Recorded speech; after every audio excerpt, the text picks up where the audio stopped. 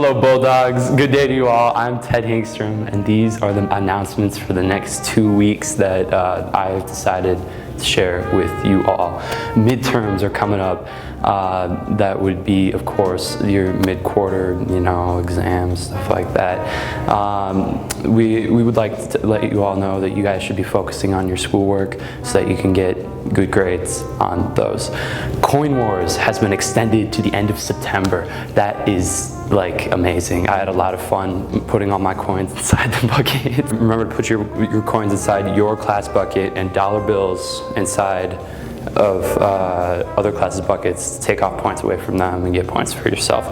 Picture retext are Monday, September 20th. If you think your pictures look bad, make them more, just kidding, make them look better. And that's all for this week, Bulldogs. The Bulldog News team will be back in 2 weeks to bring you your up-to-date announcements. Stay cool, Bulldogs, and have a great rest of your week. Hi, I'm Olivia Cowan. I'm a senior at Judge Memorial Catholic High School in Salt Lake City. Going back to school in person, I'm most worried about being put back into lockdown because it's been super nice being able to see all my friends and having a good time at school, but it would be really awful if we had to go back to the same quarantine that we had before. I also wish that we didn't have to wear masks as much just because I love seeing people's smiles, but I can work with that. Like I said before, I'm most frustrated about the masks just because I'm a happy person and I love seeing other people happy, so it's hard not to be able to communicate with others through facial expressions. But since we have masks, I'm more grateful that we can be at school rather than just being at home and not wearing masks. So I started at this school, Judge Memorial, last year, so junior year was my first year being here. So it was a little different for me as I didn't really get to meet a lot of people since we were doing hybrid classes and we were wearing masks and it was harder to be close to people and communicate with them. So from junior year to my senior year, it's been really awesome being able to meet more people and just have a better time with all of my new friends. I think adults are making good decisions when it comes to school systems and things like that. I know that it's pretty unpredictable in terms of everything that comes along with COVID, and adults are doing a good job of handling that, and I just want to make sure that they understand that as high schoolers, we've never been through this, and this is our peak time to be social and have all of our friends and learn through social experiences, so it can be a lot harder for us, and I hope they can understand that through homework loads and understanding if we get an assignment in late or something like that.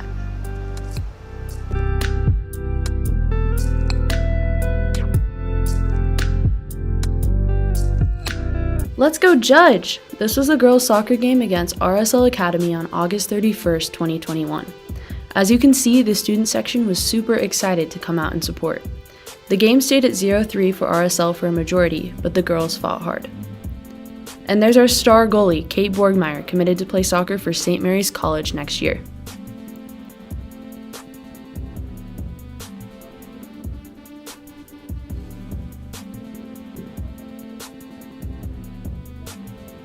At Judge, every game of the week has a theme. This week, it was white out. These are some fans wearing white to support. Everyone is smiling at girls' soccer games. We hope to see you at one soon.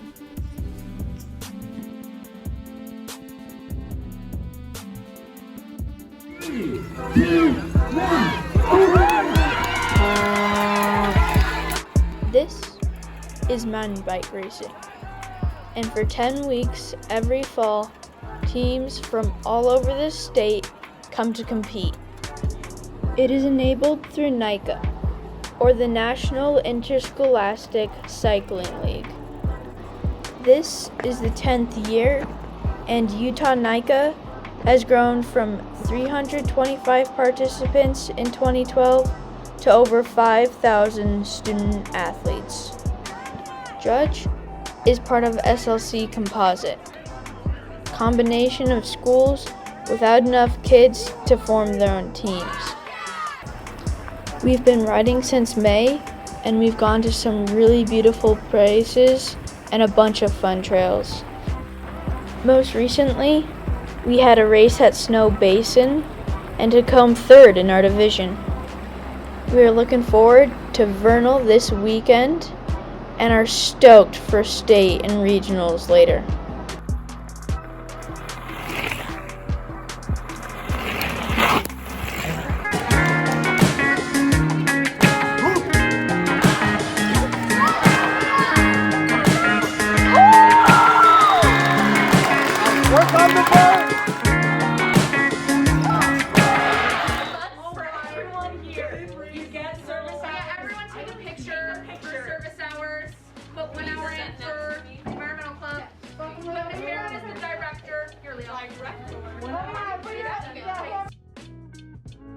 Hi, so I actually got to go to an environmental club meeting on Monday, September 6th.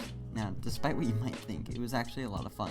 Going into it, admittedly, I thought it was going to be boring. I did not want to be there, did not want to shoot B-roll there. I did not know why I picked to shoot B-roll for environmental club, but over the course of the club's meeting, I actually had a lot of fun. Now, you guys have probably heard of the environmental club over the announcements on the PA, but I'm assuming that many of you have not been, so I'm here to shed some light on what happens. So, first off, what we did, we talked about the impact that we leave on the earth just through little things that we do. Like, do you leave the water on while brushing your teeth? Do you use recyclable bags or plastic bags when going to the grocery store? Little things like that. I actually was surprised on how many things I did that affected the environment. Like, I do leave the water on when I brush my teeth, and because of Environmental Club, I actually want to change that. But that's besides the point of what I'm trying to make here. So, the club only lasted for about 30 minutes, which is a really short time for a meeting, and the people there were so much fun. They really made the club. I mean, I think one of the funniest experiences was that someone actually ordered Chick-fil-A in the middle of our club meeting and had it delivered while we were sitting and talking about the environment. That was just hilarious to me. But like I said about the 30 minutes, yeah, it's only 30 minutes and you get an hour worth of service time for going to this club. It's really not that much work. We just collected recycling and poured it into the recycling bin, and we were done for the day. We also talked about what we wanted to do to change, like, our lives, like what we wanted to do in our lives to change something, you know, to have a positive impact on the environment. As you're going to see in, like, a poster here, we actually wrote stuff down on a poster, and we would come back to it in a month to see if we actually completed those goals. But yeah, it was a lot of fun, and I definitely recommend going next time. What is up, Bulldogs, and welcome back. This week we had our first pep rally of the year, and it went off amazing. We'd first like to give a shout out to our amazing Powder Puff players. We had Marika Collins and Lucy Callahan for the top scorers for the seniors. And for the juniors, we had Paris Chan and Deja Hutchinson pulling off some great goals.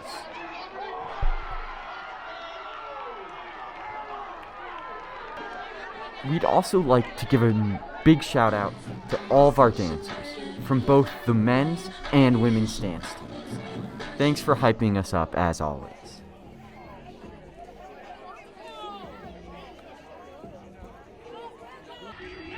Our amazing cheerleaders were also there, making sure that our students were pepped up just like they should.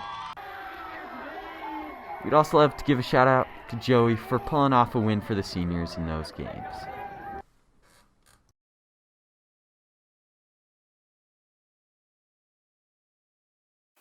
Up next, an interview with one of our teachers, by Brianna and Naya, about one of our teachers' experiences with 9/11. My name's Jeanette Sawaya, and I work at Judge Memorial Catholic High School. I remember that day quite vividly. I'd actually been running in the morning with one of my friends, Bonnie Pierce, who's also a dance teacher. At that time, I taught dance at Judge Memorial. So we were just out for our regular morning run, having a great time. Got home, flipped on the TV to get ready to jump in the shower. And it was right when all of the video was happening. I remember Katie Couric explicitly saying, like, watching that second plane go into that second tower.